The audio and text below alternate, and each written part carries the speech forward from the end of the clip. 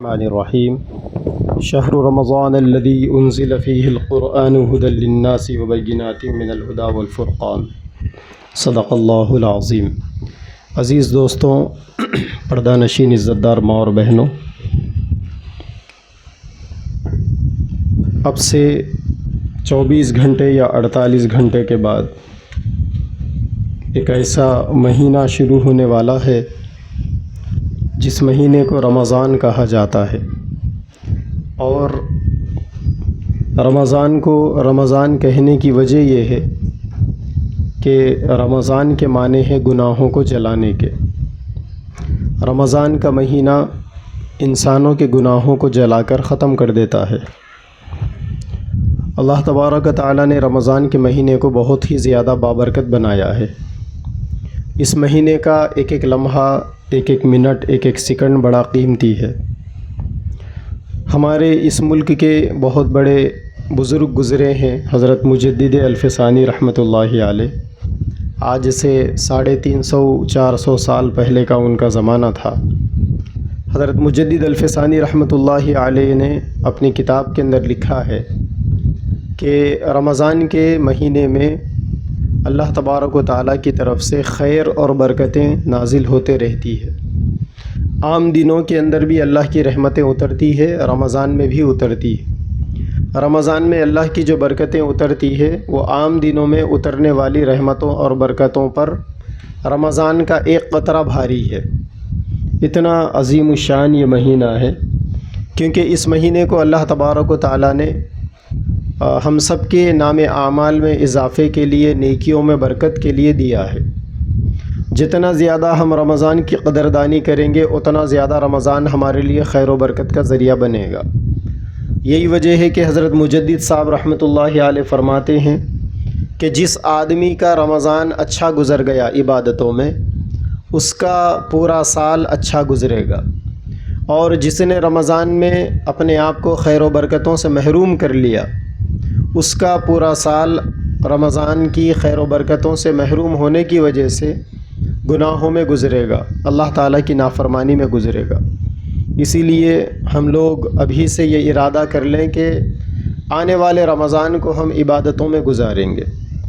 دوسری بات، اللہ تبارک و تعالیٰ نے رمضان سے پہلے شب برات والی بابرکت رات دی۔ شب برات میں بھی بندوں کے گناہ معاف ہوتے ہیں۔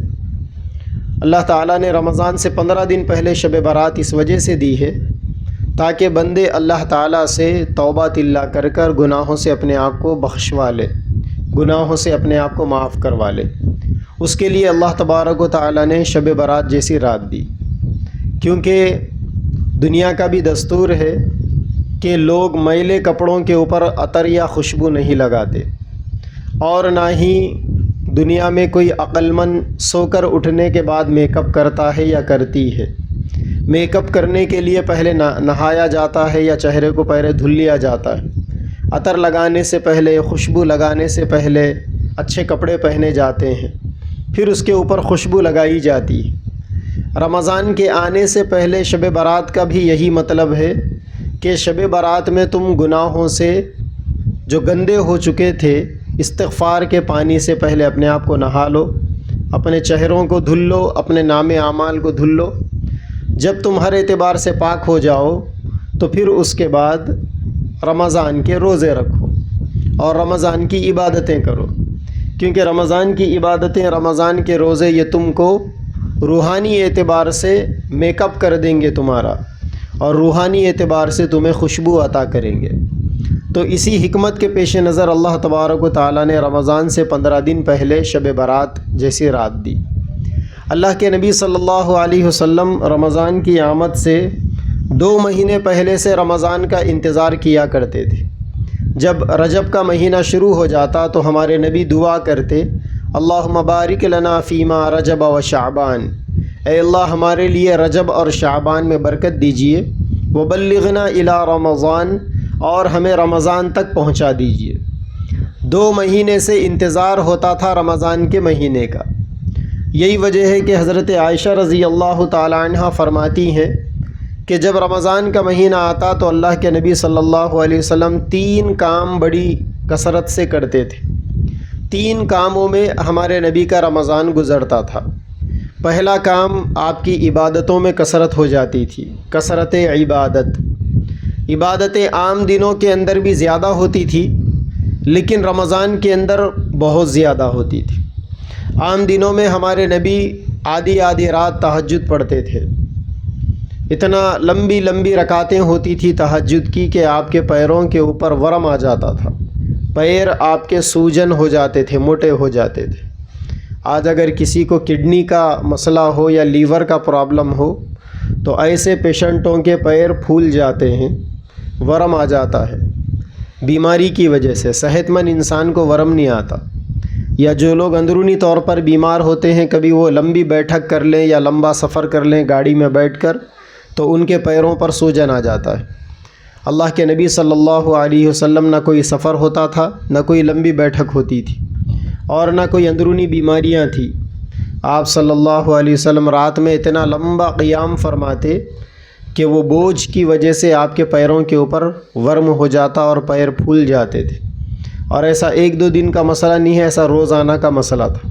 عام دنوں کے اندر اتنی لمبی لمبی تراویح کی نمازیں ہوتی ہیں، آپ کی تہجد کی نماز ہوتی، لیکن جب رمضان کا مہینہ آتا تو آپ کے اعمال راتوں میں بھی بڑھ جاتے تھے۔ ایک تو تہجد ہوتی تھی، دوسرے تراویح ہوتی تھی، اور تیسرے جبریل امین رات میں تشریف لاتے اور اللہ کے نبی حضرت جبریل امین کو قرآن سناتے۔ روزانہ راتوں میں ایک قرآن سنانے کا معمول تھا جبریل امین کو۔ تو گویا آپ صلی اللہ علیہ وسلم کے رمضان کی پوری راتیں عبادتوں کے لیے ہوتی تھی، اور دن بھی مجاہدوں کے لیے ہوتا تھا، روزوں کے لیے۔ یہی وجہ ہے کہ اسلام کی تاریخ کی جو سب سے پہلی جنگ لڑی گئی، جنگ بدر، وہ رمضان کے مہینے میں لڑی گئی۔ 17 رمضان المبارک کو جنگ بدر کا معرکہ پیش آیا، اور مدینہ منورہ سے کئی 100 کلومیٹر کے فاصلے پر۔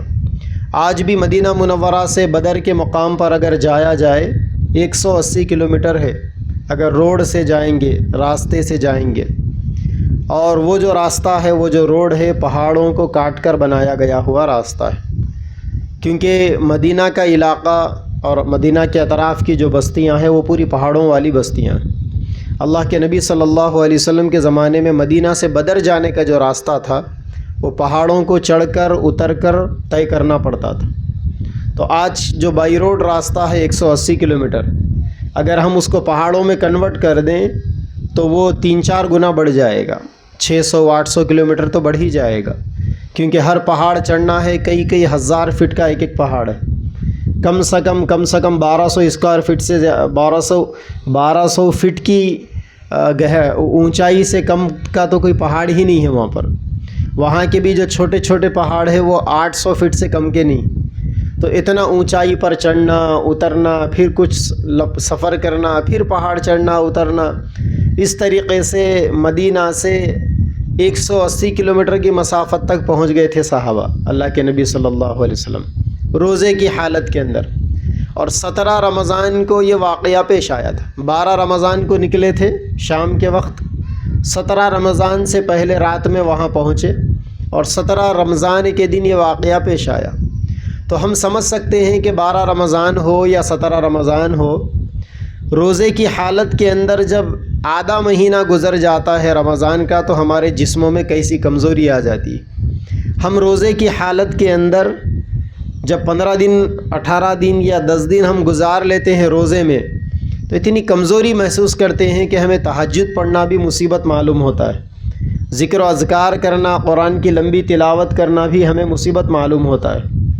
لیکن صحابہ کرام نے، اللہ کے نبی صلی اللہ علیہ وسلم نے ایسے موقع پر جنگیں تک کی تلواروں کے ذریعے سے۔ ان کی جنگیں زبانی نہیں ہوتی تھی، جیسا ہم لوگ زبان چلا لیتے ہیں سامنے والے کے اوپر اور یہ سمجھتے ہیں کہ میں نے میدان مار لیا۔ صحابہ کرام کی جو جنگیں ہوتی تھی وہ تلواروں سے ہوتی تھی۔ اللہ کے نبی صلی اللہ علیہ وسلم نے اتنے مجاہدے کیے، اتنی قربانیاں دی، اتنا زیادہ انہوں نے دین اسلام کے لیے جانثاری اور فداکاری کا نذرانہ پیش کیا۔ روزوں کی حالت کے اندر جنگیں ہوتی تھی، روزوں کی حالتوں کے اندر کفار سے مقابلے ہوتے تھے، اور لمبے لمبے کئی 100 کلومیٹر کے سفر روزے کی حالت میں۔ یہی وجہ ہے کہ علماء کرام بتاتے ہیں جب یہ سوال ہوتا ہے کہ بھئی رمضان میں جنگ کیسے کیے، اتنی طاقت کہاں سے آئی، تو علماء نے کتابوں کے اندر لکھا ہے کہ روزے کی حالت میں بھوکا رہنے کے باوجود مومن کی ہمت بڑھ جاتی ہے، اور پوری دنیا کے اندر جتنے معاملے ہیں یہ پورے ہمتوں سے ہے۔ آدمی ہمت کرتا ہے تو سب کچھ ہوتا ہے، ہمت سے سب کچھ ہے۔ آپ نے دیکھا ہوگا بہت سارے ڈراموں کے اندر، یا کم از کم یوٹیوب کے اوپر ایسے ویڈیوز تو موجود ہی ہے، یا بچپن میں جو ڈرامے ہوتے تھے، سرکس ہوتا تھا، آپ نے دیکھا ہوگا کہ کیسے ہمت کے مقابلے کروائے جاتے۔ یہ آپ کے پچھلے حصے میں ہمارے بچپن کے اندر ایک ڈرامہ لگا تھا، ایک سرکس آیا تھا یہاں پر، بہت چھوٹے تھے ہم، تقریباً آج سے 24-25 سال پرانی بات ہے، یہ پچھلے حصے میں۔ اس سرکس میں شیر بھی آئے تھے، تو ہم بھی آئے تھے بچپن میں سرکس دیکھنے کے لیے، یہاں پر 15 روپے ٹکٹ تھا۔ تو شیر کو ایک رسی کے اوپر چلایا جا رہا تھا، چھوٹی سی رسی ہے 1 فٹ کی، بہت سے بہت 1 فٹ کی موٹی ہوگی، اس کے اوپر شیر چل رہا ہے۔ ٹریننگ نے اس کو یہ دے دیا حوصلہ کہ وہ رسی کے اوپر چل کر بتا رہا ہے۔ اور اس سے بڑھ کر ہم نے بچپن میں ایسا ڈرامہ بھی دیکھا تھا، اچھی طریقے سے یاد ہے، آپ نے بھی دیکھا ہوگا، اور ابھی بھی کبھی کبھی روڈوں کے اطراف میں چلتے ہیں پیسے کمانے والے، 1 فٹ کی یا 1 انچ کی یا آدھا انچ کی رسی ہوتی ہے، اس پر بچے چل کے بتاتے ہیں۔ اگر آپ ہم سے یہ کہیں کہ آپ یہ آدھا فٹ کی دیوار پر چلو تو ہمت نہیں ہے چلنے کی، 2-4 قدم چلیں گے کانپتے کانپتے، یا تو ادھر گریں گے یا ادھر گریں گے، شاید آپ بھی نہیں چل سکیں گے۔ لیکن چلنے والے اس کے اوپر آدھا انچ کی رسی کے اوپر چل کر بتاتے ہیں، بیلنس آؤٹ نہیں ہوتا ان کو۔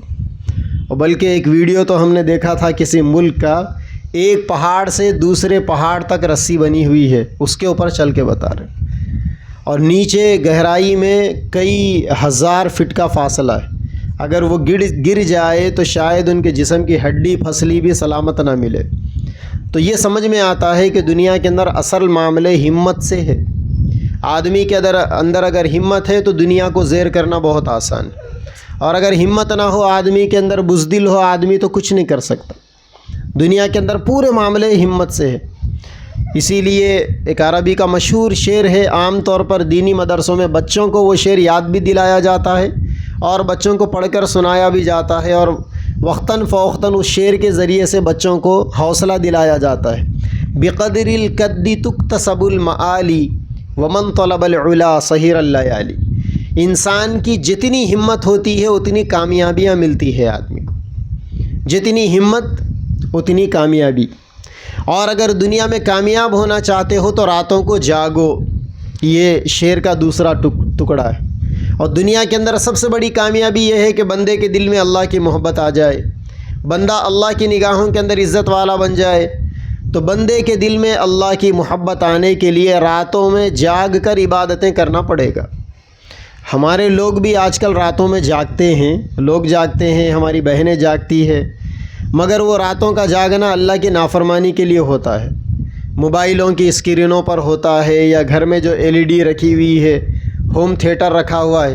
اپنے زمرود پورے میں نہیں ہوتا، لیکن دنیا میں ایسا ہوتا ہے۔ ایسا یہاں تو ماشاءاللہ سب نیک لوگ ہیں، نیک عورتیں ہیں، اچھا ماحول ہے، لیکن عام طور پر اس وقت ایسا ہو رہا ہے کہ راتوں میں لوگ جاگ رہے ہیں اسکرین پر اللہ کو ناراض کرنے کے لیے۔ لیکن پچھلے زمانے میں علماء راتوں میں پڑھتے تھے، رات بھر پڑھتے تھے، سوتے نہیں تھے، کتابوں پر وقت گزرتا تھا ان کا۔ ایک بزرگ گزرے ہیں حضرت امام محمد رحمۃ اللہ علیہ، سیدنا امام اعظم ابو حنیفہ رحمۃ اللہ علیہ کے شاگرد تھے، رات بھر سوتے نہیں تھے، پڑھتے تھے۔ لوگ ان سے پوچھتے تھے کہ ارے آپ کو نیند نہیں آتی کیا، آپ سوئے کیوں نہیں؟ تو وہ یہ جواب دیتے تھے کہ پوری دنیا اس خیال سے سو گئی کہ کوئی بھی مسئلہ پوچھنے کا موقع آیا تو محمد سے پوچھ لیں گے جا کے، اگر محمد سو گیا تو پھر دنیا کو مسئلے کون بتائے گا۔ اتنی اپنی ذمہ داری اور رسپانسبلٹی سمجھ کر وہ راتوں میں جاگ کر عبادتیں کرتے تھے، اور راتوں میں جاگ کر کتابوں کو پڑھتے تھے، مسائل کو دریافت کرتے تھے۔ جتنے اللہ والے گزرے ہیں راتوں کے اندر عبادتیں ہوتی تھیں۔ فضائل صدقات کے اندر حضرت شیخ الحدیث مولانا محمد زکریا صاحب رحمۃ اللہ علیہ نے ایک واقعہ لکھا. اس کے اندر انہوں نے لکھا کہ پچھلے زمانے کے اندر اللہ والے جب 40 سال کی ان کی عمر ہو جاتی تھی تو بستر کو لپیٹ کے بازو میں رکھ دیتے تھے سونا. یعنی 40 سال کی عمر کے بعد کبھی بستروں پر سونا ان کو نصیب نہیں ہوتا تھا. وہ رات بھر عبادتیں کرتے، عبادتوں میں تھک کر نیند لگ جائے تو بس تھوڑی بہت نیند لے لیتے تھے، پھر نیند سے بیدار ہو کر پھر وضو بنا کر پھر تازہ دم ہو کر عبادت میں لگ جاتے تھے. تو بہرحال میری ماں اور بہنوں اور پیارے بھائیوں، دنیا میں سارے معاملے ہمتوں سے، آدمی ہمت کرتا ہے تو سارے معاملے آسان ہو جاتے ہیں. رمضان کی عبادتیں بھی ہمتوں پر ڈیپینڈ کرتی ہے. رمضان میں اللہ نے صرف 1 مہینے کے روزے رکھے. 1 مہینہ ہمیں روزہ رکھنا ہے اور 11 مہینے ہمیں پیٹ بھر کر کھانے کا موقع ملتا ہے. کوئی رکاوٹ نہیں ہے، کبھی روکا نہیں گیا اللہ کی طرف سے کہ مت کھاؤ. ہاں البتہ یہ مشورہ دیا گیا بڑے لوگوں کی طرف سے کہ زیادہ مت کھاؤ، زیادہ کھانے سے بیماریاں پیدا ہوتی. اتنا کھاؤ کہ جس سے جسم میں طاقت باقی رہے. چنانچہ ہمارے جو بزرگان دین گزرے ہیں انہوں نے اپنی زندگیوں میں زیادہ تر وقت اور اپنی زندگی کے زیادہ تر سال روزوں کی حالتوں کے اندر نکالے. جیسا ہم لوگوں کے پاس کھانا ایک معمول ہے، ویسا ان لوگوں کے پاس بھوکا رہنا ایک معمول تھا. اور اصل طاقت بھوکا رہنے سے آتی ہے، کھانے سے نہیں آتی. یہ بات پکی بات ہے. ابھی میں آپ کے پاس آنے سے پہلے ایک صاحب نے چھوٹا سا 40 سیکنڈ کا ایک ویڈیو بھیجا مجھے. میں اس کو دیکھ رہا تھا کہ دنیا کے اندر ایک ایسے ڈاکٹر تھے جنہوں نے سب سے پہلے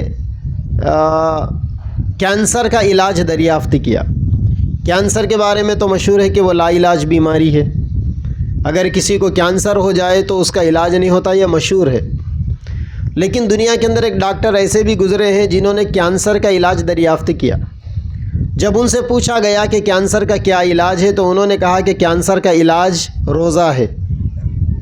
کینسر کا علاج روزہ ہے. ان سے پوچھا گیا کہ وہ کیسے؟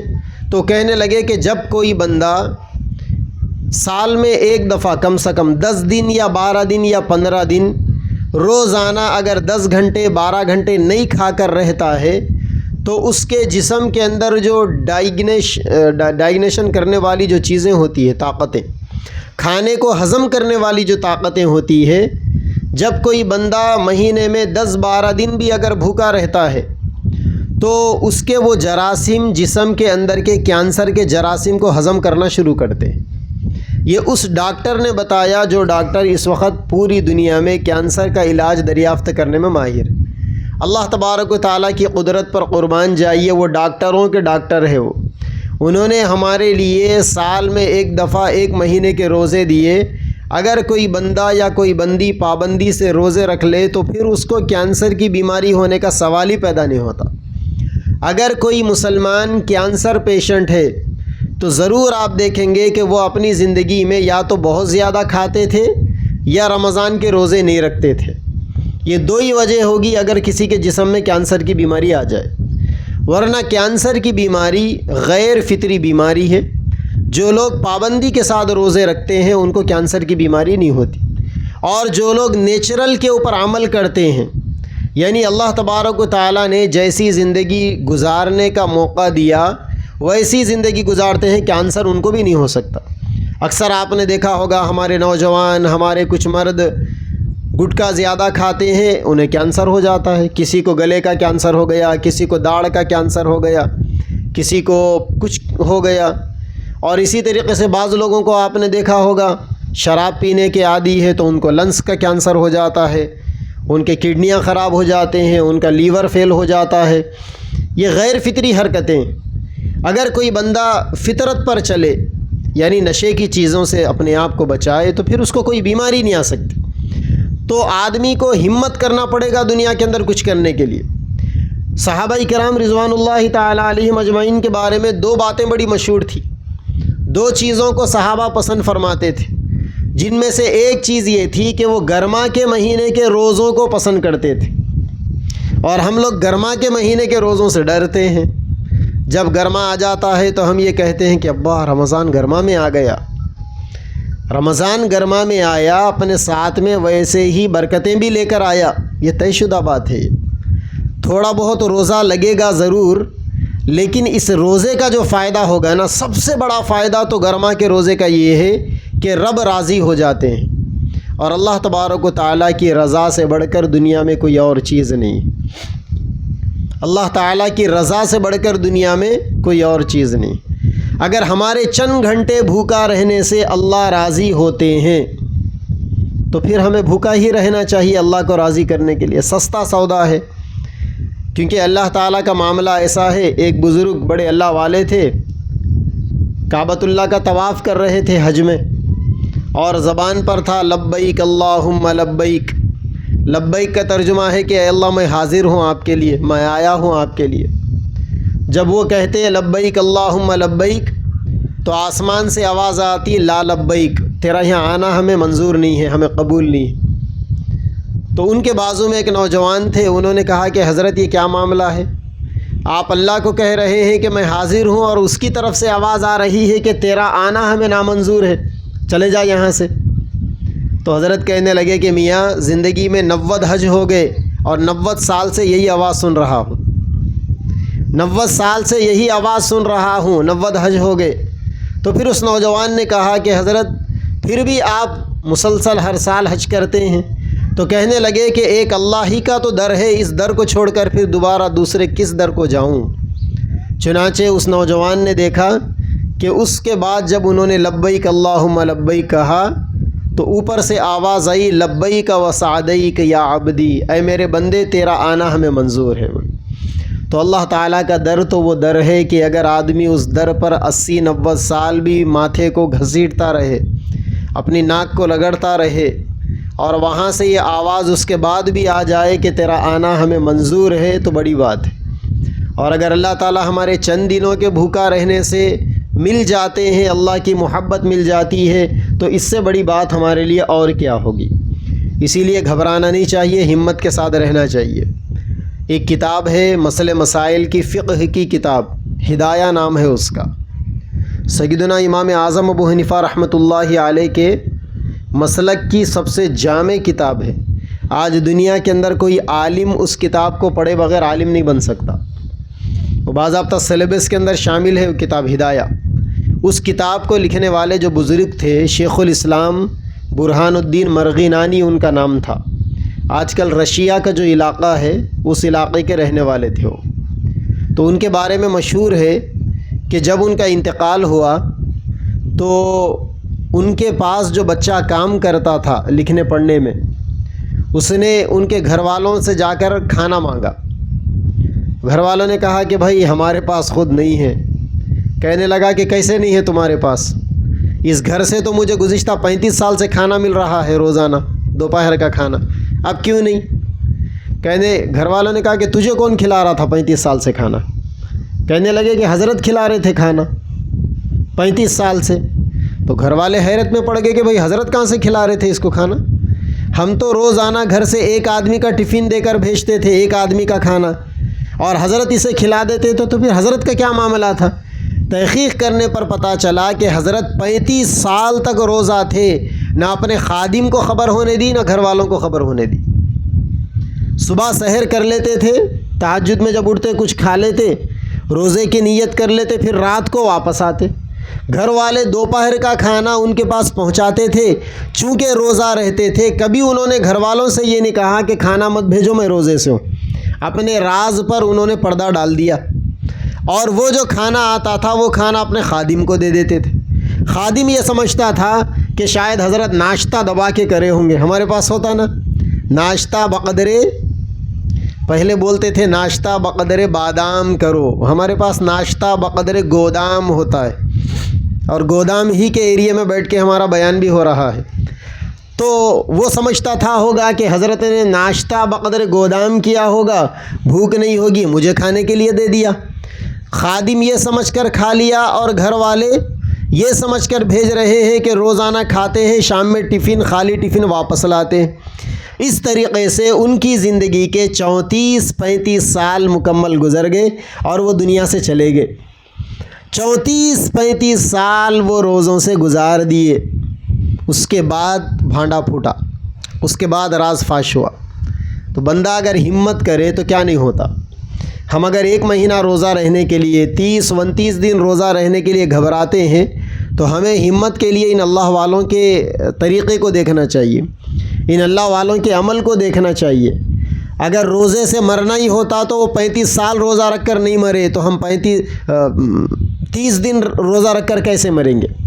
اسی لیے دنیا کے اندر پورے معاملے ہمتوں سے، جتنا بندہ اور بندی ہمت کرتے ہیں اللہ تبارک و تعالیٰ اتنا نوازتے ہیں۔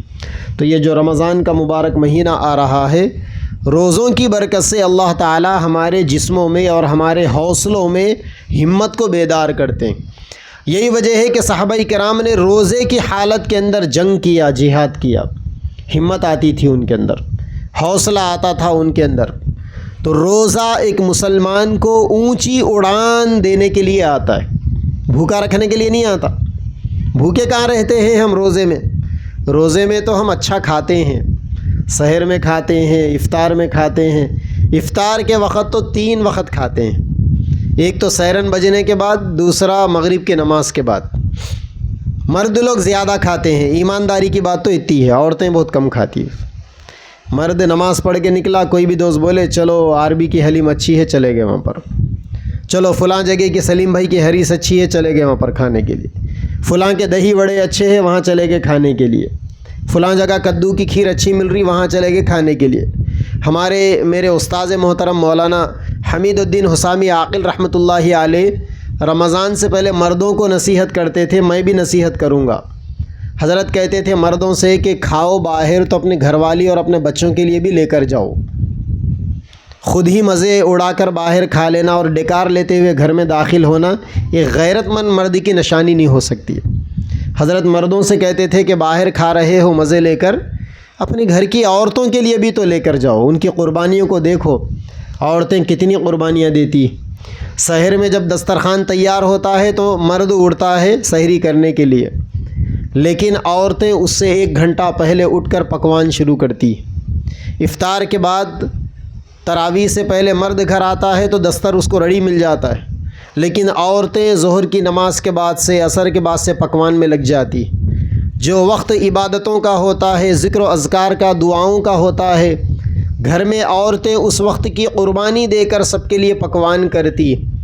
یہ مردوں کی یہ ذمہ داری ہے کہ جب باہر کوئی چیز مزے لے کر کھائے تو ضرور اپنے گھر کو لے کر جائے، ورنہ کھائے ہی نہ۔ اگر جیب میں پیسے نہیں ہیں لے کر جانے کے لیے اور دوستوں نے دعوت دی کہ چلو حریص کھائیں گے، حلیم کھائیں گے، تو دوستوں سے معذرت کر لینی چاہیے، اور دوستوں کی دعوت کو بھی اسی وقت قبول کرنا چاہیے جب وہاں کھانے کے بعد کچھ پیسے جیب میں ہو، جس سے ہم گھر والوں کے لیے پارسل لے کر جائیں۔ اور یہ تو خیر کھانے کھلانے کی باتیں ہیں، رمضان کا مہینہ کھانے کھلانے کا مہینہ نہیں۔ یہ الگ بات ہے کہ میرے نبی نے فرمایا اس مہینے میں اللہ تعالیٰ مومن کے رزق کو بڑھا دیتے ہیں، عام دنوں میں جتنا نہیں کھاتے اتنا اس مہینے میں کھا لیتے ہیں، کھجور کھاتے ہیں، فروٹس کھاتے ہیں۔ عام دنوں میں کس کو خیال ہوتا ہے فروٹس کے کھانے کا؟ وہ ہمارے برادران وطن اچھے ہیں ہم سے، کون سی عید ہوتی ہے ان لوگوں کی خالی فروٹ بکتا دیکھیے، نوراتری، شیوراتری، کوسی کی ایک رات ہوتی شاید، فروٹ زیادہ کھاتے وہ لوگ، اور ان کے جو روزے ہوتے ہیں تو فروٹ کے علاوہ کچھ نہیں کھا سکتے شاید وہ لوگ۔ اگر ہمارے ویسے روزے ہوتے نا تو ہم زندگی پر روزہ رکھتے، ایسا خالی فروٹ کھانے کا اگر روزہ ہوتا تو۔ اگر ویسے ہمارے روزے ہوتے تو ہم گھروں کے اندر اناج ہی نہیں لاتے، دھنمڑیوں کو بیچ دیتے، کھیتوں کو بیچ دیتے، بس خالی فروٹس کے درخت لگاتے، فروٹ کھاتے اور پوری زندگی اللہ کی رضا کے لیے روزے رکھتے۔ لیکن اس کے باوجود مسلمان رمضان میں فروٹ زیادہ کھاتا ہے۔ آپ فروٹ والوں سے کہیں کہ آپ کا کاروبار سب سے زیادہ مسلمانوں میں کب ہوتا ہے تو کہیں گے کہ رمضان میں ہوتا ہے۔ عام دنوں میں ہمارے لوگ فروٹ کے قریب نہیں جاتے، رمضان میں اچھا کوئی بیمار پڑا تو ہی فروٹ کے قریب جاتے ہیں ہم لوگ، کوئی اگر بیمار بھی پڑ گئے جانا ہوتا ہے تو ہم اس کے لیے سیب سنترے لے کر جاتے ہیں، کیونکہ ہمیں بھی معلوم ہے کہ بیمار کو فروٹ کھلانا ہے۔ ایسا نہیں ہے، فروٹ صحت مند لوگوں کے کھانے کی چیز ہے۔ دنیا کے اندر جتنے سیلیبریٹیز ہوتے ہیں سارے لوگ فروٹ کھا کر ہی چکنے چپٹے ہوتے ہیں۔ اللہ تبارک و تعالیٰ نے قدرتی کشش رکھی اس پہ۔ ہماری باڈی کے لیے اصل جو چیز ہے وہ پانی کی ضرورت ہوتی، اور سب سے اچھا پانی اللہ تعالیٰ نے فروٹ کے اندر رکھا ہے۔ فروٹس کو آپ جتنا استعمال کریں گے، اسی لیے ہمارے نبی کے پسندیدہ فروٹس میں خربوزہ تھا۔ ایک تو ہے لال تربوز، دوسرے ہے وہ پیلا خربوزہ۔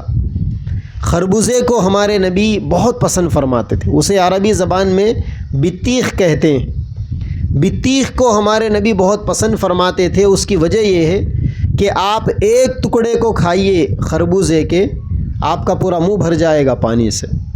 عجیب اللہ تبارک و تعالیٰ نے اس پھل کے اندر پانی کو چھپا کر رکھا، اور وہ پانی انسان کے پورے جسم کے لیے انرجی کا کام دیتا ہے۔ جسم کے ایک ایک پارٹس کو وہ پانی پہنچتا ہے، اور وہ پھل ٹھنڈا ہے۔ تو ہمارے نبی نے فرمایا کہ کھجور کے ساتھ لگا کر کھائیے اس۔ کھجور گرم ہے اور وہ پھل ٹھنڈا ہے، جب دونوں کو ایک ساتھ استعمال کیا جاتا ہے تو پھر دونوں چیزیں معتدل ہوتی ہے، اور انسان کے باڈی کے لیے صحیح آکسیجن کا کام ہوتا ہے، باڈی کے لیے صحیح انرجی سپلائی ہوتی ہے۔ تو سب سے زیادہ پسندیدہ چیز۔ دوسری چیز ہمارے نبی کو پسندیدہ انار تھا۔ انار کے اندر آپ دیکھیے کیسا پانی آپ کو ملتا ہے۔ آپ کا منہ کڑوا ہے، آپ انار کا صرف ایک دانہ ڈال کر منہ میں چبائیے یا چوسیے، آپ کے منہ کی پوری کڑواہٹ ختم ہو جائے گی، چاہے آپ کے منہ کے اندر کتنی ہی کڑواہٹ کیوں نہ ہو۔ اللہ تعالیٰ نے ایک ایک دانے کے اندر کیسی کشش رکھی، کیسی مٹھاس رکھی، اور کیسا پانی رکھا۔ چنانچہ انسان جب انار کا ایک پھل کھا لیتا ہے تو پھر پوری بیماریاں باڈی کے اندر سے ختم ہو جاتی۔ آج میڈیکل سائنس یہ کہہ رہی ہے کہ اگر کوئی آدمی روزانہ ایک انار پابندی سے کھانے کی عادت ڈال لے تو اس کو ہارٹ کی بیماری نہیں آ سکتی، اس کو جسم کے بہت ساری بیماریاں نہیں آ سکتے، اس کو ڈائجیشن کا پرابلم نہیں ہو سکتا۔ تو اللہ تبارک و تعالیٰ نے پھلوں کے اندر یہ غذائیت رکھی۔ مسلمان سب سے زیادہ پھل رمضان کے مہینے میں کھاتا ہے، کیونکہ اللہ تعالیٰ نے اس کے رزق کو بڑھا دیا۔ عام دنوں میں آپ دیکھیں پھلوں کی دعوت کوئی نہیں دیتے، کھانے کی دعوت تو بہت دیں گے آپ کو عام دنوں میں، سال کے 11 مہینوں میں پھل کی دعوت کون دیتے ہیں؟ لیکن رمضان کے اندر آپ دیکھیں لوگ افطار پارٹی دیتے ہیں تو اور آپ کو قسم قسم کے پھل کھلاتے ہیں۔ یہ سب اللہ تبارک و تعالیٰ کی طرف سے بندوں کے لیے عطیہ ہے، لیکن اس کے باوجود رمضان کا مہینہ ہم مسلمانوں کے لیے کھانے کا مہینہ نہیں ہے، یہ مہینہ اپنے آپ کو کھانے سے بچانے کا مہینہ ہے۔ چنانچہ اللہ کے نبی صلی اللہ علیہ وسلم کی زندگی کے معمولات میں آپ صلی اللہ علیہ وسلم جو روزے رہتے تھے، آپ کی زندگی میں جتنے رمضان گزرے ہیں ان رمضانوں کے اندر کسی روزے میں آپ کو افطار میں تھوڑا بہت کھانے کو ملتا تھا، ورنہ اکثر افطار ہمارے نبی کے پانی سے ہوتے تھے، اور سحر بھی جو ہوتی تھی تو یا تو ایک آدھ پیالہ یا ایک آدھ گڈ بکری کا دودھ پی لیے یا اونٹنی کا دودھ پی لیے یا کچھ کھجوریں کھا لیے بس۔ ہم لوگ جس طریقے سے کھانا بنا کر کھاتے ہیں، روٹی بھی کھا رہے ہیں، چاول بھی کھا رہے ہیں، سبزیاں ترکاریاں وہ بھی چل رہا ہے، ساری چیزیں نئی غذائیں، اللہ کے نبی صلی اللہ علیہ وسلم کا یہ معمول نہیں تھا۔ اور صحیح بات، پکی بات تو یہی ہے کہ روزے کا صحیح فائدہ، روزے کا فائدہ کیا ہے؟ اللہ نے فرمایا لعلکم تتقون، روزے کا صحیح فائدہ یہ ہے کہ تم تقوی والے بنو، اللہ سے ڈرنے والے بنو، اللہ کی محبت والے بنو۔ بندے کے دل میں اللہ کا ڈر اسی وقت آتا ہے، اللہ کی محبت اسی وقت آتی ہے جب بندہ صحیح معنی میں روزے رکھتا ہے۔ صحیح معنی میں روزے رکھنے کے لیے 2 کام کرنا ہمیں بے حد ضروری ہے۔ پہلا کام ہے افطار اور سحر کے اندر آدھا پیٹ کھانا۔ روزے میں روزہ لگنا چاہیے، اگر روزے میں روزہ لگے گا تبھی روزے کا صحیح فائدہ ملے گا۔ اور روزے کا صحیح فائدہ یہ ہے کہ آدمی کے جسم سے پوری بیماریاں دھل جاتی ہیں۔ ہر بیماری کا علاج روزہ ہے۔ اگر کسی کے جسم میں کولیسٹرول ہے، کھانے میں کنٹرول کر لیں روزے کی حالت میں، انشاءاللہ 1 مہینے کے بعد چیک اپ کرا لیں، کولیسٹرول ختم ہو جائے گا۔ موٹاپے کی بیماری ہے، قابو میں آ جائے گی۔ شوگر کی بیماری ہے، انشاءاللہ کنٹرول میں آ جائے گی۔ اکثر لوگوں کا یہ خیال ہے کہ شوگر کی حالت میں روزہ نہیں رہنا، ایسی بات نہیں ہے۔ شوگر کی حالت میں بھوک کا احساس ہوتا ہے، لیکن معدے میں چیزیں جو ہم نے کھائی ہے وہ رہتی ہے۔ ایسا نہیں کہ شوگر پیشنٹ کو کہتے ہیں نا کہ شوگر میں ہر 1 گھنٹہ کچھ نہ کچھ کھانا پڑتا ہے۔ بھئی ابھی آپ نے کھانا کھایا، مثال کے طور پر 12 بج رہے ہیں، 1 بجے آپ کو بھوک لگ رہی، تو کیا آپ کا کھانا ہضم ہو گیا؟ نہیں۔ شوگر میں انسان کی باڈی کمزور ہوتی ہے، اندر کا گرنڈر مضبوط نہیں ہوتا. 1 گھنٹے میں تو آپ کا گرنڈر بھی گوشت کو یا کھانے کو گلا کر ہضم نہیں کر سکتا. لوہے کا گرنڈر تو انسانی وہ چمڑے کا گرنڈر کیسے اتنے فاسٹ ہوگا. بس اتنا ہے کہ معدے میں کھانا ہونے کے باوجود شوگر کی وجہ سے، انسولین ریلیز نہ ہونے کی وجہ سے آدمی کو احساس ہوتا ہے کہ مجھے بھوک لگ رہی، پھر کھاتا ہے آدمی. پھر تھوڑی دیر کے بعد احساس ہوتا ہے، پھر کھاتا ہے. جو چیزیں آدمی کھا رہا ہے وہ چیزوں کا ایک روٹین ہے ہضم ہونے کا. ایسا نہیں کہ شوگر میں ڈالتے ہی ہضم ہو گیا اور عام دنوں میں 8 گھنٹے تک آدمی کو بھوک ہی نہیں لگ رہی، پورا دن بھوک ہی نہیں لگ رہی، ایسا نہیں. تو روزے کی حالت میں شوگر والے بھی روزہ رکھ سکتے ہیں. ڈاکٹروں سے مشورہ کر لینا چاہیے، اور ڈاکٹر بھی پرہیزگار ہو، دیندار ہو تو ان کے مشورے قابل قبول. باہر والے ڈاکٹر تو وہ تو یہی چاہیں گے نا کہ آپ کا ایمان کمزور ہو جائے اور آپ جو ہے گولیوں کے عادی بن جائے. آج کل میڈیکل لائن کیا ہے؟ سب سے زیادہ فراڈ میڈیکل لائن کے اندر ہے. ہمارا ضلع بدنام ہے، کریم نگر ضلع. ایک ہفتے میں 6 کروڑ کی میڈیسن بک رہی، 6 کروڑ کی. باضابطہ پورے ہندوستان میں بدنام ہے. مستقل پیشنٹ بنا کے رکھنے کے لیے بھی میڈیسن دیے جا رہے ہیں ڈاکٹروں کی جانب سے، دواخانوں کی جانب سے. اگر آپ اچھے ہیں چلے جائیے ڈاکٹر صاحب، یہ ہو رہا وہ ہو رہا، ہول ہو رہی، دھڑکی ہو رہی، آپ کو لٹا دے گا وہاں پر، چیک اپ کرا دیں گے. چیک اپ کرنے کے بعد آپ کو اتنی بڑی فلم بنا کے دے دے گا کہ آپ کو یہ بیماریاں ہیں، اگر آپ نہیں کرائے تو یہ ہو جائیں گا، وہ ہو جائیں گا، الا ہوں گا بلا ہوں گا. ایک ہماری مٹ پلی کی ایک بچی، نوجوان بچی کو ڈاکٹر صاحب کے پاس گئے تو انہوں نے ڈرا دیا ان کو کہ ارے ان کے پیٹ میں گڈھا ہے، اگر جلدی آپریشن نہیں کرے تو پھٹ جائیں گا. تو وہ لوگ بولے ہم گھر پہ جا کے تیاری کر کے نکلتے. بولے گھر پہ جانے کا بھی ٹائم نہیں ہے، یہیں سے جاؤ ایمبولینس میں بیٹھ کے. یہ حال ہے ڈاکٹروں کا. اور پھر ایک ڈاکٹر کے پاس گئے تو اس نے 3 گھنٹے میں ڈسچارج کر دیا بچی کو. اس نے کہا کوئی گڈھا وڈھا کچھ بھی نہیں ہے. وہ ڈاکٹر کے دماغ میں گڈھا تھا ہوگا جو بچی کے پیٹ میں نظر آ گیا اس کو. معمولی سا بچی جو ہے کوئی تیز چیز کھا لی، اس کی وجہ سے پیٹ میں جلن پیدا ہوئی. بچی سے پوچھے تو پتہ چلا کہ شہد کھانے کی عادت نہیں تھی، ڈپلیکیٹ شہد کھا لی تھی، پیٹ میں جلن پیدا ہو گئی تھی اسے. اور ڈاکٹر صاحب جو ہے گڈھا بتا دیا وہاں پر.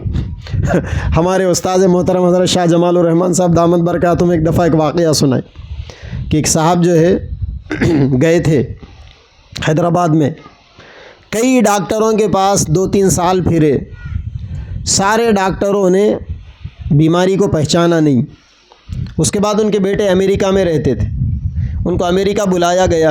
امریکہ گئے وہ، جانے کے بعد وہاں کے ڈاکٹروں نے چیک اپ کیا، آپریشن کیا. اندر ایک چھوٹا سا گڈھا تھا، اس کو نکال کے پھینک دیا، اچھے ہو گئے. وہ صحت مند ہو کے جب ہندوستان آ گئے، حیدرآباد میں پھر وہ ڈاکٹر صاحب کے پاس گئے. بولے کہ ڈاکٹر صاحب آپ 3 سال تک میری بیماری نہیں پہچان سکے. وہاں گیا تو جو ہے 3 دن میں میرا علاج ہو گیا. ڈاکٹر صاحب بولے ارے وہ گڈھا تھا کیا؟ میں اس کو کڈنی سمجھا جی بول کے بولے گئے تھے. وہ گڈھا تھا، وہ اس طرف تھا نا، تو میں اس کو کڈنی سمجھا بول کے بولے گئے تھے. یہ حالت ہے ڈاکٹروں کی. تو بہرحال دنیا کے جو سب سے بڑے ڈاکٹر ہے، ڈاکٹروں کے ڈاکٹر ہے اللہ سبحانہ و تعالی. انہوں نے ہمیں اتنا بہترین وظیفہ دیا، نبی پاک صلی اللہ علیہ وسلم کے ذریعے سے عملی طور پر بتایا کہ افطار میں، سحر میں آدھا پیٹ کھاؤ، روزے کا پورا فائدہ ملے گا، جسم سے بیماریاں دھل جائے گی. اور دوسرا فائدہ یہ ملے گا کہ بندے کو اللہ کی محبت پیدا ہوگی.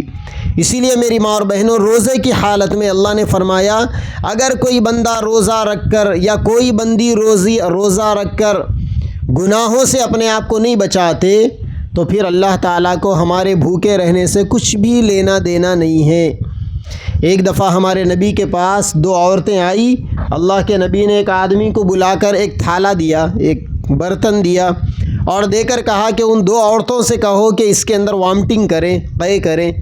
چنانچہ ان عورتوں نے اپنے حلق میں انگلیاں ڈال کر جب قے کی تو ان کے پیٹ سے گوشت کے ٹکڑے نکلے، تازہ ٹکڑے.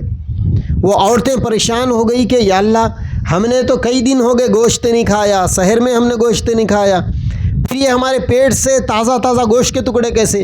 جب اللہ کے نبی کے پاس بات پہنچی تو اللہ کے نبی نے کہا کیا تم نے قرآن میں نہیں پڑھا جس کے اندر اللہ تعالیٰ نے یہ کہا کہ اپنے مسلمان بھائی اور بہن کی غیبت کرنا، چغلی کرنے کا گناہ ایسا ہے جیسا اس کا گوشت کھانا ہے. تم نے ابھی تھوڑی دیر پہلے اپنی فلاں بہن کی چغلی کی تھی، اللہ تعالیٰ نے تمہارے اوپر یہ چیز کو ریئلائز کر دیا کہ تم نے وامٹنگ کی تو تمہارے پیٹ کے اندر سے گوشت کے تازہ ٹکڑے نکلے. اسی لیے روزے کی حالت کے اندر زبان کا بھی روزہ ضروری ہے۔ زبان کے روزے کا مطلب کوئی جھوٹ نہیں، کوئی غلط بات نہیں، کوئی بری بات نہیں، کوئی گالی گلوچ نہیں۔ روزے کی حالت میں آنکھوں کا روزہ بھی ضروری ہے، اپنے نگاہوں کو پاک رکھنا، غیر چیزوں کو نہیں دیکھنا۔ نگاہوں کو پاک رکھنے کے لیے سب سے بڑی اہم چیز آج کے دور میں موبائل کے اسکرین سے اپنے آپ کو بچانا ہے۔ اور تیسری چیز اپنے آپ کو کانوں کے گناہوں سے بچانا ہے، اپنے دل اور دماغ کے گناہوں سے بچانا ہے، ہاتھ اور پیر کے گناہوں سے بچانا ہے۔ روزے کی حالت میں یا تو لوگوں سے ملنا بند کر دیں یا کم کر دیں۔ لوگوں سے جتنا زیادہ ملیں گے اتنا زیادہ زبان استعمال میں آئے گی، کانوں کا استعمال ہوگا، گناہ بڑھیں گے۔ اور 1 مہینے کے لیے موبائل کے ڈاٹے کو آف کر دیں، واٹس ایپ پر نہ جائے، فیس بک پر نہ جائے، سوشل میڈیا پر نہ جائے۔ 1 مہینے کے لیے اگر اپنے آپ کو دور رکھیں تو انشاءاللہ روزے صحیح معنی میں ادا ہوں گے۔ ایک تو افطار اور سحر میں کم کھانا ہے، اور دوسرے ان گناہوں سے اپنے آپ کو بچانا ہے۔ اور تیسری چیز، روزے کی حالت کے اندر ہمیں جو کام کرنا ہے وہ سخاوت کرنا ہے۔ اللہ کے نبی رمضان میں جو 3 کام زیادہ کرتے تھے، پہلا کام عبادتیں زیادہ ہوتی تھی، دوسرا کام سخاوتیں زیادہ ہوتی تھی۔ میرے نبی نے فرمایا کہ رمضان کا مہینہ غمخواری کا مہینہ ہے، دوسروں کے دکھ درد کو سمجھنے کا مہینہ ہے۔ اسی لیے اس مہینے کے اندر جہاں تک ہو سکے غریبوں کی مدد کرنا، مدارس کا تعاون کرنا، مساجد کا تعاون کرنا، دینی اداروں کا تعاون کرنا، یتیموں بیواؤں کی مدد کرنا۔ اگر کسی کے گھر کے اندر راشن کے مسئلے ہے تو راشن ڈلوا دینا، اگر کپڑوں کی ضرورت ہے کپڑے بنوا دینا، علاج کی ضرورت ہے علاج کروا دینا، اگر کوئی جیلوں میں پھنسے ہوئے ہیں تو ان کی ضمانت کروا دینا، ان کے مقدمات میں پیسہ خرچ کروا دینا، مسافروں کی مدد کرنا۔ رمضان کا مہینہ ہے، گرما بھی آ رہا ہے، نوجوانوں کو یہ کام کرنا چاہیے، ہر محلے کے نوجوان، ہر یوتھ کے نوجوان، کہ اپنے پورے علاقے کے اندر جتنے پبلک ایریاز ہے، گودام کا علاقہ ہے، پرانا بس سٹینڈ ہے، جہاں جہاں بازار کے علاقے ہے، وہاں نوجوان یوتھ کی جانب سے پینے کے لیے پانیوں کا انتظام ہونا چاہیے۔ گرما کا مہینہ ہے، پانی کی شدت ہوتی ہے، اطراف دیہاتوں سے آنے والے یا پھر راستے پر چلنے والے ہر کوئی پانی خرید کر پینے کی حیثیت نہیں رکھتے، ان کے لیے پینے کے ٹھنڈے پانی کا، تازہ پانی کا انتظام ہو، میٹھے پانی کا انتظام ہو۔ اللہ کے نبی صلی اللہ علیہ وسلم نے فرمایا، پیاسے کو پانی پلانا مردے کو زندہ کرنے جیسا ہے۔ اس کا اہتمام ہونا چاہیے۔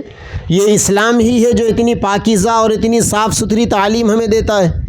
لہٰذا رمضان کے مہینے میں روزے دار کو روزہ افطار کرانے کا ثواب ہے تو وہاں بازار میں کسی پیاسے کو پلانے کا بھی ثواب ہے۔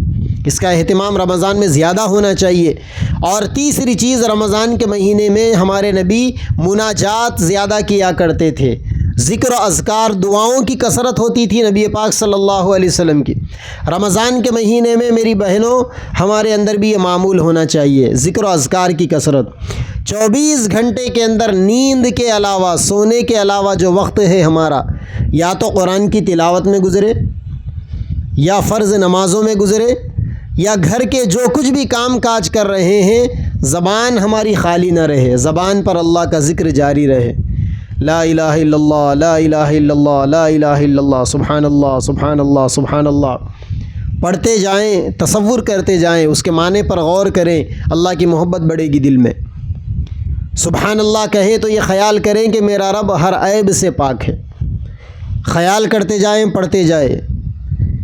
الحمدللہ پڑھے تو خیال کریں کہ کائنات کی ہر تعریف صرف میرے رب کے لیے، اللہ کے لیے، الحمدللہ، الحمدللہ۔ لا الہ الا اللہ پڑھتے جائیں، تصور کرتے جائیں کہ اللہ کے علاوہ کوئی ہمارے لیے عبادت کے لائق نہیں۔ اللہ کی محبت بڑھے گی، ایمان تازہ ہوگا۔ اللہ کے نبی نے فرمایا اپنے ایمان کو تازہ کرو۔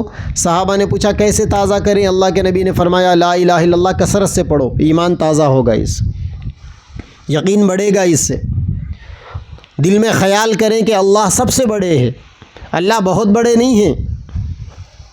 اللہ اکبر کا ترجمہ ہم لوگ کیا کرتے ہیں؟ اللہ بہت بڑے نہیں، اللہ سب سے بڑے ہیں۔ بہت بڑا ہونا الگ چیز ہے، سب سے بڑا ہونا الگ چیز ہے۔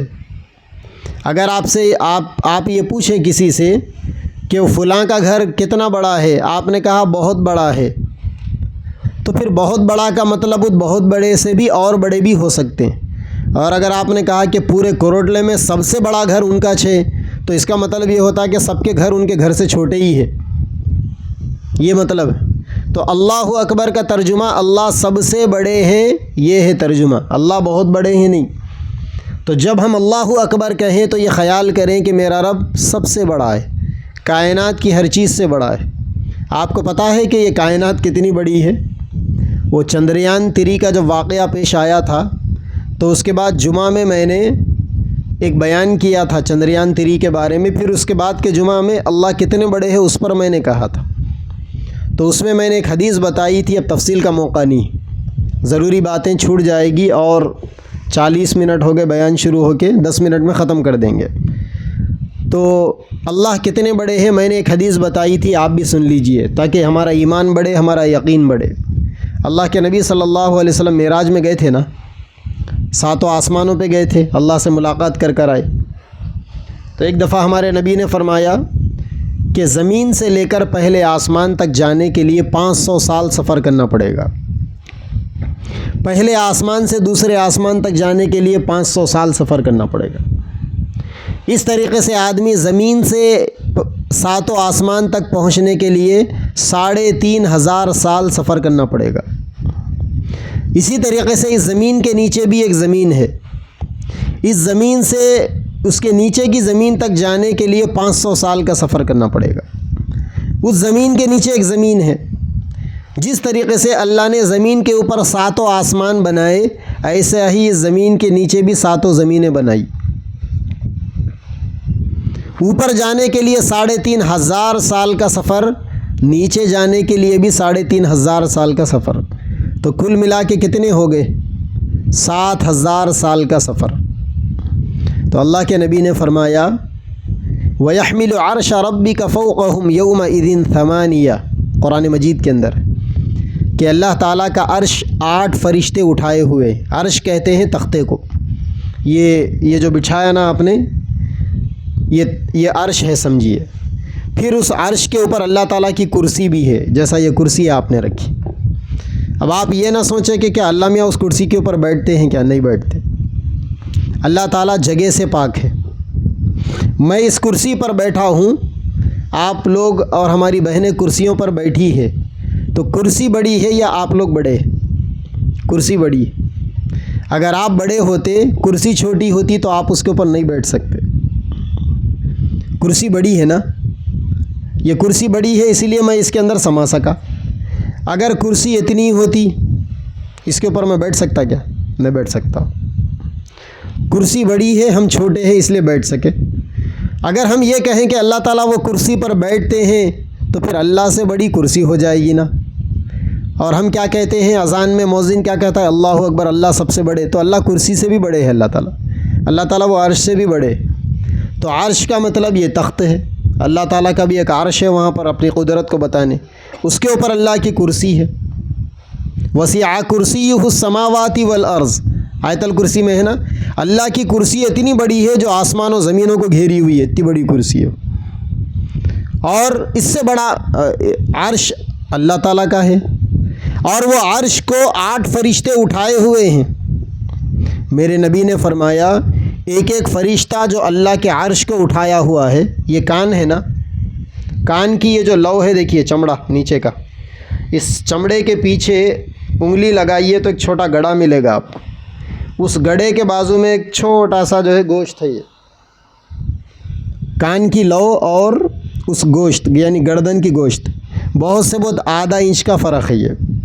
اللہ کے نبی نے فرمایا کہ میں نے معراج کے اندر دیکھا جو فرشتے اللہ تعالیٰ کا عرش اٹھائے ہوئے ہیں وہ اتنے بڑے ہیں کہ ان کے کان اور ان کے کان کے گردن کے اس گوشت کے درمیان میں 7 آسمان و 7 زمین کے برابر کا فاصلہ ہے، یعنی 7000 سال کے برابر کا فاصلہ ہے۔ فرشتہ اتنا بڑا ہے تو اس فرشتے کا چہرہ کتنا بڑا ہوگا، اس فرشتے کا جسم کتنا بڑا ہوگا۔ یہ ہمارے ٹخنے ہیں، یہ جو ہڈی ہے نا، ہڈی یہ تلوا ہے، یہ ہڈی ٹخنے کی ہڈی کہا جاتا ہے اسے۔ ہم اتحیات میں بیٹھنے کے موقع پر جو ہڈی ہماری زمین پر لگتی، اللہ کے نبی نے فرمایا میں نے دیکھا جو فرشتے عرش کو اٹھائے ہوئے ہیں ان کے تلوے اور ان کے ٹخنوں کے درمیان اتنا ہی فاصلہ ہے جتنا 7 آسمانوں اور 7 زمینوں کے درمیان میں فاصلہ ہے۔ فرشتہ اتنا بڑا، اب وہ فرشتے 8 فرشتے مل کر جس عرش کو اٹھائے ہوئے ہیں وہ کتنا بڑا ہوگا، اور اس عرش کے اوپر جو اللہ کی کرسی رکھی ہوئی ہے، جس کے بارے میں اللہ نے آیت الکرسی میں فرمایا کہ ہماری کرسی آسمان و زمینوں کو گھیری ہوئی، وہ کتنی بڑی ہوگی۔ یہ ساری چیزیں اتنی بڑی ہے، اللہ ان سب سے بڑے ہے۔ اللہ اکبر کا یہ مطلب، اللہ تعالیٰ اس پوری کائنات سے بڑے ہے، اللہ تعالیٰ ان فرشتوں سے بڑے، اللہ اس عرش سے بڑے، اللہ اس کرسی سے بڑے۔ اس کرسی پر اللہ تعالیٰ نہیں بیٹھتے، اللہ کا جلوہ پڑتا ہے وہاں پر۔ کیا ہوتا ہے؟ اللہ تعالیٰ کا جلوہ ہے۔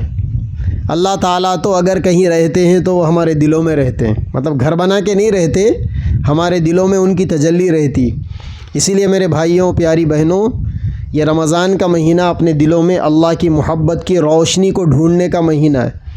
اپنے آپ کو، اللہ تعالیٰ کو اپنے دلوں میں تلاش کرنے کا یہ مہینہ ہے، خالی وقت گزاری کرنے کا یہ مہینہ نہیں۔ اسی لیے اس مہینے میں دوستیاں، رشتے ناتے سب کی چھٹی ہو جانی چاہیے۔ دعوتیں کھائیے بعد میں کھائیے دعوتیں۔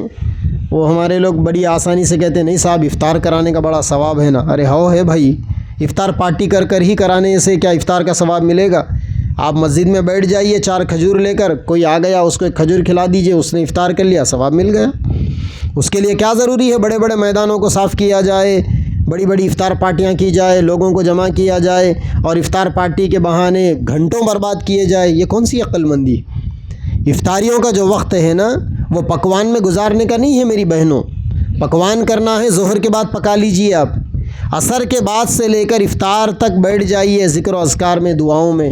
یہ ذکر کا موقع ہے۔ یہ اللہ کے نبی نے فرمایا کہ اللہ تعالیٰ روزانہ افطار کے موقع پر روزے داروں کی دعاؤں کو قبول کرتے ہیں۔ دعاؤں کے کرنے کا موقع ہے۔ اپنے مردوں سے بھی کہہ دیں، جو مرد افطار سے پہلے افطاری خریدنے میں وقت برباد کرتے ہیں، عورتیں ان سے کہہ دیں کہ کوئی ضرورت نہیں ہے آپ کے افطار لانے کی، کھجوروں کا ڈبہ لا کر رکھ لیجئے، کھجوروں سے افطار کر لیجئے، ختم۔ جسم کو جتنے وٹامنس ہونے کا ہے وہ مل جائیں گے کھجوروں سے۔ مگر اس طریقے سے، اور سحر کے اندر بھی اوقات کو اتنا ضائع نہ کریں۔ رات میں پکوان کر سو جائیں، آرام سے 1 گھنٹہ آدھا گھنٹہ پہلے اٹھ جائیں، تہجد پڑھ لیں، چند رکعات نوافل تہجد کے پڑھ لیں، ذکر و اذکار کر لیں، دعائیں پڑھ لیں، تہجد کو مس نہ کریں، اشراق، اوابین، چاشت کو بھی مس نہ کریں۔ مغرب کی نماز کے بعد 6 رکعات اوابین پابندی سے پڑھ لیں۔ میرے نبی نے فرمایا جو مغرب کے بعد 6 رکعات اوابین پڑھیں گے ان کو 6 سال کی عبادت کا ثواب ملے گا۔ چاشتی کی نماز 12 رکعات ہے، یعنی اس ٹائم پہ 11-12 بجے کے وقت کی نماز 12 رکعات پڑھ لیں، 12 سال کی عبادت کا ثواب ملے گا۔ اشراق کی نماز جس وقت سورج نکلتا ہے، سورج کے طلوع ہونے کے 20 منٹ کے بعد پڑھی جاتی ہے، 1-2 گھنٹے کے بعد تک بھی پڑھ سکتے ہیں۔ اشراق کی نماز پڑھ لیں، 1 حج اور 1 عمرہ کرنے کا ثواب ملے گا، اور دن بھر کے کام کاج میں اللہ آپ کی مدد کریں گے۔ اور 5 نمازیں تو پڑھنا ہی ہیں، 5 نمازیں پوری رکعتوں کے ساتھ پڑھیں۔ فجر میں پوری 4 رکعت پڑھیں، ظہر کے پورے 12 رکعت پڑھیں، عصر کے پورے 8 رکعت، مغرب کے پورے 7 رکعت اور اوابین، اور عشاء کے پورے 17 رکعت پڑھیں، تراویح بھی پڑھیں۔ اور بہنوں سے گزارش ہے، آپ کے لیے تراویح معاف نہیں، بہنیں گھروں کے اندر تراویح پڑھیں، اہتمام کے ساتھ پڑھیں، اپنی تراویح پڑھیں، علم ترا سے کیوں نہ ہو پڑھ لیں۔ عورتوں کے لیے تراویح کی جماعت اسی وقت جائز ہے جب پڑھانے والا اپنے گھر کا مرد ہو۔ دوسرے گھر میں اگر تراویح کا انتظام ہے تو آپ کو جانے کی اجازت نہیں۔ اگر اس کی اجازت ہوتی تو مسجد میں آنے سے آپ کو کیوں روکا جاتا؟ مسجد میں ہی بلاتے آپ کو کہ آئیے مسجد میں پڑھیے، کیونکہ مسجد میں 1 نماز کا ثواب 500 نمازوں کے برابر ملتا ہے۔ لیکن عورتوں کو مسجدوں میں آنے سے روکا گیا اس وجہ سے کہ مردوں کے لیے مسجد میں پڑھنے کا جو ثواب، عورتوں کے لیے اپنے اندر کے کمرے میں پڑھنے کا وہ ثواب اپنے گھر میں۔ اسی لیے رمضان کا مہینہ تنہائیوں کی عبادتوں کا مہینہ ہے۔ جتنی عبادتیں کرنی ہے وہ اکیلے پن میں، مردوں کے لیے اجتماعی اعمال کے ساتھ وہ تراویح کی نماز جماعت کے ساتھ پڑھنا ہے۔ بہت سے علاقوں میں دیکھنے میں آ رہا ہے کہ رمضان میں مرد حضرات تہجد کی بھی جماعت بنا رہے ہیں، یہ جائز نہیں۔ تہجد کی نماز نفل نماز ہے اور نفل نماز کی جماعت جائز نہیں، وہ تنہا پڑھنے کی نماز۔ اسی طریقے سے رمضان میں ایک عمل جو ہم سے چھوٹتا ہے وہ اعتکاف والا عمل ہے۔ اعتکاف عورتوں کے لیے بھی ہے، بہنیں اپنے گھروں کے اندر اعتکاف بیٹھیں۔ اکثر ہماری بہنوں کے ذہنوں میں یہ سوال ہے کہ اعتکاف میں بیٹھنے کا مطلب شاید کسی سے بات چیت نہیں کرنا۔ ایسا نہیں ہے، اعتکاف میں آپ بات بھی کر سکتے ہیں، بلکہ گھر میں عورتوں نے کسی کمرے میں اگر آپ نے اعتکاف کی جگہ کو بنا لیا، اس کمرے میں ایک ہی جگہ پر پڑے ہوئے رہنا بھی ضروری نہیں۔ اس کمرے میں آپ جہاں چاہے وہاں سو سکتے ہیں، جہاں چاہے وہاں بیٹھ سکتے ہیں، بلکہ گھر میں عورتیں پکوان کے لیے اپنے اعتکاف کی جگہ سے کچن میں بھی آ کر پکوان بھی کر سکتی ہیں۔ بس اتنا ہے کہ جو کام ہے پکوان کا ضروری کر لیں، واپس چلے جائیں، وقت خراب نہ کریں۔ مرد لوگ اگر مسجدوں میں جہاں اعتکاف ہے مسجد سے باہر نکل کر ٹائم پاس کریں گے، اعتکاف ٹوٹ جائے گا۔ بغیر ضرورت کے وضو بنانے چلے گئے، بغیر ضرورت کے باتھ روم کے نام پر جا کر لوگوں سے وہاں بات چیت کر لیتے ٹھہر گئے، اعتکاف چلے گا۔ ضرورت کے حد تک ہی باہر نکلنے کی اجازت۔ اگر کسی مسجد میں جمعہ کی نماز نہیں ہوتی ہے تو علماء نے مسئلہ لکھا کہ اس مسجد میں اعتکاف بیٹھنے والے جمعہ کی نماز کے لیے نکل کر دوسری بستی میں جا کر جمعہ کی نماز پڑھ کر آ سکتے ہیں، اعتکاف نہیں ٹوٹے گا۔ اعتکاف کب ٹوٹے گا؟ جب ہم غیر ضروری ٹائم پاس کریں گے، جانے آنے کے علاوہ بھی وہاں کھڑے ہو کر وقت گزاری کریں گے تو اعتکاف ٹوٹ جائے گا۔ اعتکاف میں مرد سے بات نہیں کرنا، ایسا بھی نہیں ہے، آپ مرد سے بات کر سکتے ہیں۔ 10 دن کا اعتکاف عورتیں بھی گھروں کے اندر بیٹھ سکتی ہے، بیٹھنا چاہیے، کیونکہ اللہ تعالیٰ نے رمضان کے اخیر کے 10 دنوں میں شب قدر کو چھپا دیا۔ اتنی بابرکت رات ہے وہ کہ اگر ایک رات عبادت نصیب ہو جائے تو 83 سال کی عبادت کا ثواب ملنے والا ہے۔ اسی لیے اس رات کو پانے کے لیے آسان تدبیر یہ ہے کہ 10 دن کا اعتکاف بیٹھ جائے، اور اس کے لیے تدبیر یہ کریں کہ ابھی سے شاپنگ کر لیں، ابھی سے اناج وغیرہ راشن وغیرہ ڈلوا لیں۔ رمضان کا مہینہ شاپنگوں کا مہینہ نہیں ہے۔ میرے نبی نے پوری زندگی میں کبھی ایک عید میں بھی نئے کپڑے نہیں پہنے، جو کپڑے آپ کے پاس تھے اس میں سے اچھے کپڑے پہنتے تھے۔ اسی لیے رمضان کے مہینوں کو خرافات میں نہ گزارے۔ ایک چلن ہمارے اندر یہ چل پڑا، لوگ سننے کے لیے تک تیار نہیں ہیں، بولے تو مسئلہ بتائے تو برداشت کرنے تیار نہیں ہیں۔ یہ جو سماعت قرآن کی محفلیں چل رہی نا عورتوں کی، یہ سب ٹائم پاس محفلیں ہیں، یہ خالی وقت گزاریاں ہیں۔ سماعت قرآن کے نام پر جڑتی ہے عورتیں، اکثر عورتیں چغلیوں میں، غیبتوں میں، اور اگر چغلی غیبت نہ بھی ہو تو کم سے کم فضول کی باتوں میں وقت گزرتا ہے۔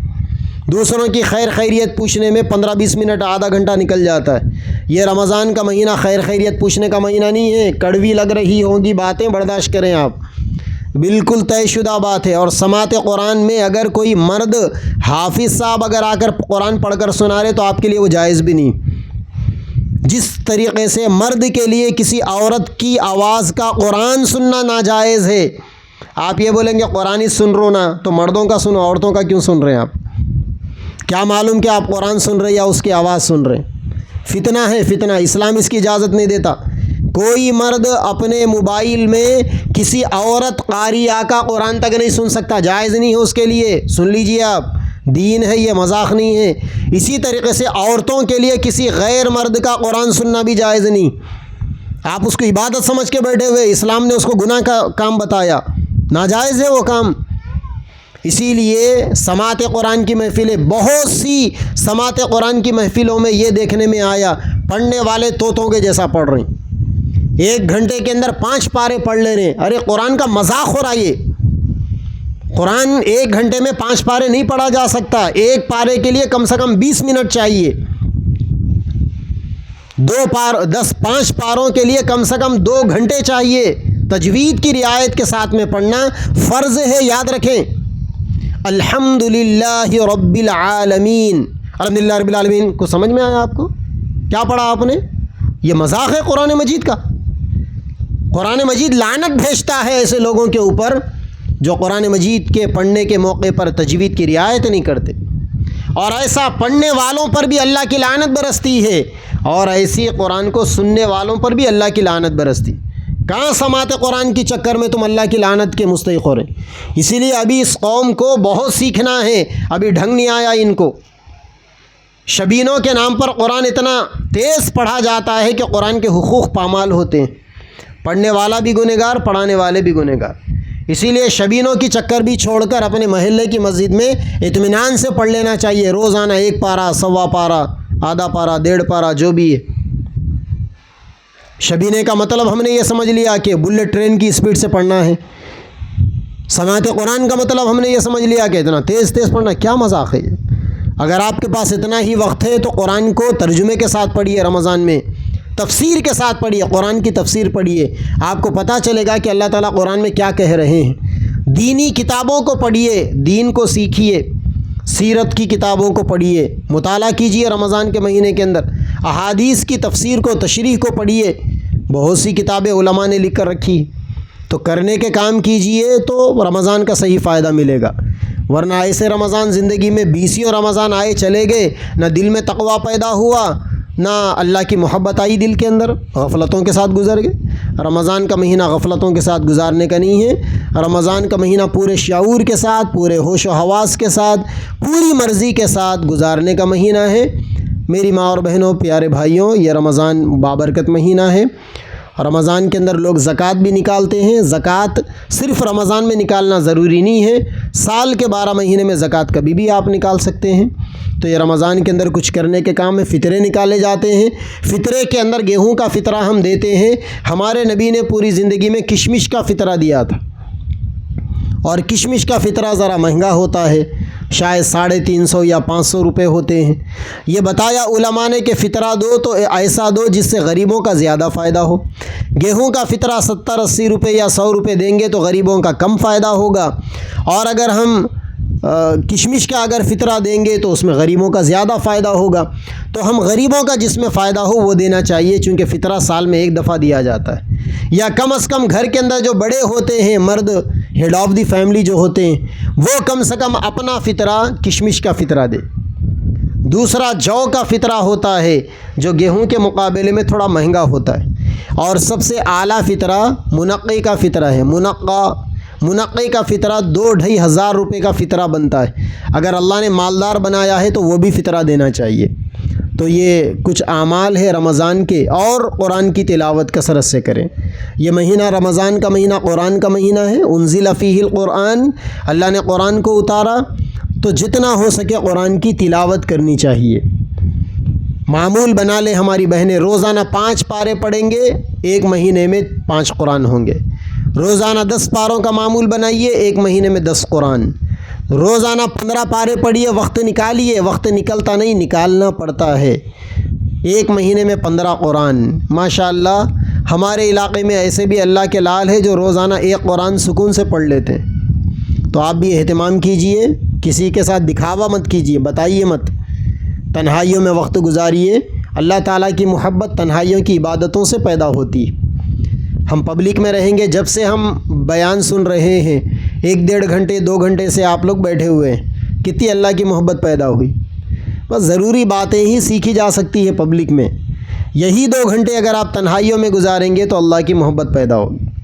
تنہائیوں میں اگر آپ یہ 2 گھنٹے نوافل پڑھیں گے، ذکر و اذکار کریں گے، دعائیں کریں گے، اللہ کی مناجات کریں گے، اللہ کی حمد بیان کریں گے، کچھ اشعار اللہ کی محبت کے گنگنائیں گے، قرآن کی تلاوت کریں گے، سجدے میں جا کر روئیں گے اللہ کے سامنے، تو 2 گھنٹے میں آپ کے دل میں ایسا نور بھر جائے گا کہ آپ کے جسم سے ظاہر ہوگا. آپ جب باہر نکلیں گے تو لوگ بولیں گے کون سا میک اپ کر کے آئے، چہرہ تازہ تازہ دکھ رہا آپ کا. کوئی میک اپ نہیں ہوگا، وہ اللہ کا نور ہوگا وہ.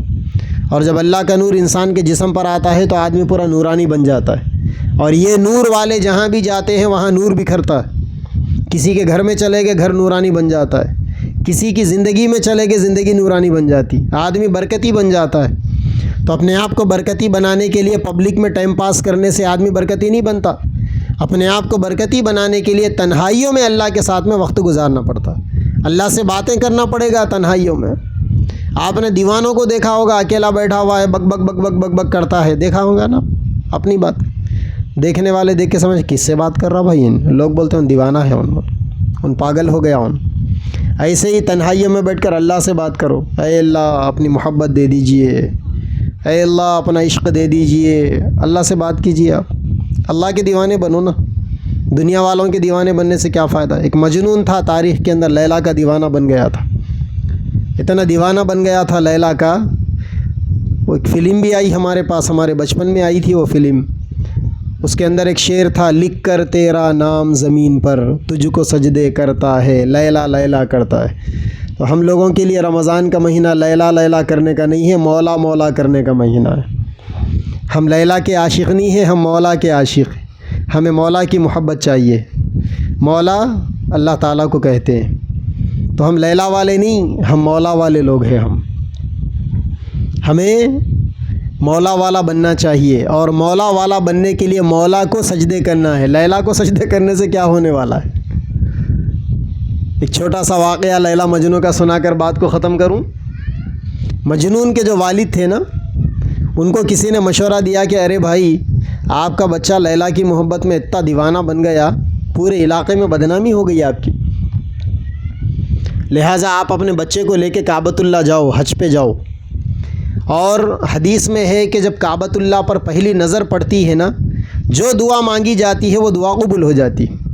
اور اپنے بچے سے دعا کراؤ مجنون سے کہ اے اللہ میرے دل سے لیلا کی محبت نکال دے۔ چنانچہ مجنون کے والد مجنون کو لے کر کعبۃ اللہ گئے، اور بیٹے سے کہا کہ بیٹے، جب کعبۃ اللہ پر پہلی نظر پڑے تو یہ دعا کرو کہ اے اللہ میرے دل سے لیلا کی محبت نکال دے، تو تمہارے دل سے لیلا کی محبت ختم ہو جائے گی، دعا قبول ہو جائے گی۔ مجنون بھی مجنون تھا، وہ لیلا کا ہی تھا، وہ بہرحال گیا کعبۃ اللہ کو۔ جب کعبۃ اللہ پر نظر پڑی، ہاتھ اٹھا کر دعا کی کہ یا اللہ میرے دل سے لیلا کی محبت کبھی ختم نہ ہو۔ اب باپ پریشان، یا اللہ یہ کیا ہو گیا، الٹا ہی ہو گیا۔ جس کام کے لیے لائے تھے لیلا کی محبت نکالنے، اب تو یہاں آ کے محبت پکی ہو گئی۔ اس کے بعد مجنون نے دوسرا پتا پھینکا اور یہ کہا کہ یا اللہ اس کی بھی مغفرت کر دے جو میری دعا پر آمین کہے۔ بابا جان کو مجبوراً بیٹے کی دعا پہ آمین بولنا پڑا۔ تو مجنون ایسے تھے، لیلا کے عاشق، لیلا کے دیوانے۔ اچھا کون تھے معلوم؟ حضرت حسن رضی اللہ تعالیٰ عنہ کے ساتھی تھے مجنون۔ اللہ کے نبی کے نواسے تھے نا حضرت حسن، ان کے دوست تھے، اچھے آدمی تھے، مگر محبت ہو گئی۔ اللہ تعالیٰ نے دنیا میں دستور رکھا، آدمی کی کبھی بھی کسی سے بھی محبت ہو سکتی، محبت کرنا نہیں ہے، ہو گئے تو ٹینشن بھی لینا نہیں، ہو گئے تو ٹینشن نہیں لینا۔ ٹینشن نہیں لینے کا مطلب پھانسی پہ نہیں لٹک جانا، محبت نہیں ملی بول کے جلا لینا نہیں، جا کے پانی میں نہیں کود جانا، ہو گئی تو برداشت کر لینا۔ حدیث پاک میں ہے کہ اگر دنیا میں کسی سے محبت ہو جائے اور وہ اپنے محبت کو چھپا کر رکھے، کسی کے سامنے بولے نہیں، مرنے کے بعد اللہ تعالیٰ جنت میں اس کی مرضی کی حوریں دیں گے۔ تو دنیا کی حوروں کی محبت کو چھوڑنے کا صلہ ایسا ملے گا وہاں پر۔ تو انسان ہے، کسی سے بھی محبت ہو سکتی ہے، لیکن کوشش کرنا ہے مولا کی محبت کی۔ اسی لیے مجنون کا جب انتقال ہوا تو اس کو کسی نے خواب میں دیکھا، دیکھ کر پوچھا کہ کیا معاملہ کیا اللہ تعالیٰ تمہارے ساتھ؟ بولے اللہ میرے کو جنت میں ڈال دیے۔ خواب دیکھنے والے بولے پوری زندگی لیلا لیلا کرتا رہا، کبھی جو ہے اللہ کی محبت کی توفیق نہیں ملی، اللہ کی عبادتوں کی توفیق نہیں ملی، تو جنت میں کیسا گیا؟ تو بولے کہ اللہ تعالیٰ مجھے بلائے، فرشتوں سے پوچھے کہ اس کے نام اعمال میں کچھ نیکی ہے کیا دیکھو۔ فرشتوں نے کہا کہ یا اللہ اس کے نام اعمال میں ہر جگہ لیلا لکھی ہوئی ہے، ہر جگہ لیلا کی محبت ہے۔ تو اللہ نے کہا کہ اچھا لیلا کو اتنا چاہتا تھا، چلو ایک کام کرو، لوگوں میں یہ مشہور کر دو کہ مولا کو اتنا ہی چاہنا چاہیے جتنا لیلا کو مجنون نے چاہا۔ لیلا کی محبت کو مولا کی محبت کا معیار بنا کر اللہ نے اس کو جنت میں ڈال دیا۔ سبحان اللہ۔ یعنی اللہ نے بتایا کہ بندے کو مولا کی محبت اتنی ہونی چاہیے جیسے مجنون کو لیلا سے تھی۔ تو ہم بھی مجنون ہیں، مگر لیلا کے نہیں، مولا کے مجنون۔ اور مولا کے مجنون ہماری بہنیں بھی مجنونہ ہیں، دیوانیاں ہیں۔ کس کے؟ دنیا والوں کے نہیں، اللہ کی دیوانیاں۔ ہم اللہ کے دیوانے ہیں ہم۔ تو رمضان کا مہینہ ہمارے اندر اللہ کی دیوانگی پیدا کرنے کے لیے، اور اللہ کی دیوانگی پیدا ہوگی دن بھر روزوں میں گزار کر، گناہوں سے بچا کر، رمضان کی راتوں کا کچھ حصہ اللہ کو دینے سے اللہ کی دیوانگی پیدا ہوگی۔ اللہ تعالیٰ مجھے اور آپ کو اور ساری امت کو اپنا دیوانہ بنا لے، اپنی محبت عطا فرما دے۔ وآخر دعوانا الحمدللہ رب العالمین۔